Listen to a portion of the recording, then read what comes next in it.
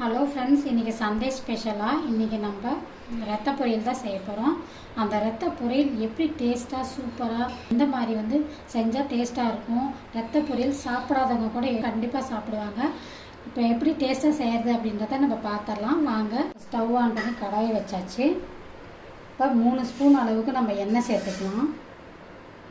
1/4 teaspoon அளவுக்கு கொஞ்சம் கம்மியாகவே சோம்பு எடுத்துக்கோங்க. சோம்பு சேர்த்துக்கலாம்.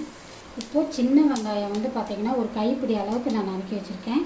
கொத்தமல்லி, பச்சை மிளகாய், கருவேப்பிலை இது எல்லாமே இப்போ எண்ணெயில் சேர்த்துக்குவோம். பச்சை மிளகாய் 4 மிளகாய் நறுக்கி வச்சுருக்கேன்.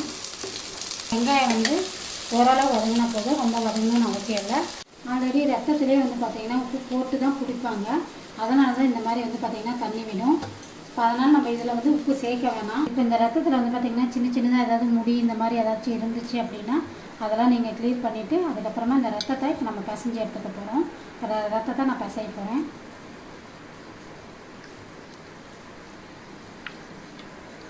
மஞ்சள் தூள் 1 ஸ்பூன் அளவுக்கு நம்ம சேர்த்துக்கலாம். இப்போ நம்ம இந்த பிசைஞ்சு வச்சுருக்க இந்த ரத்தத்தை இது கூடவே சேர்த்துக்க போகிறோம். இது கை விடாத அப்படியே கலந்துகிட்டே வாங்க, கலர் மாறும்.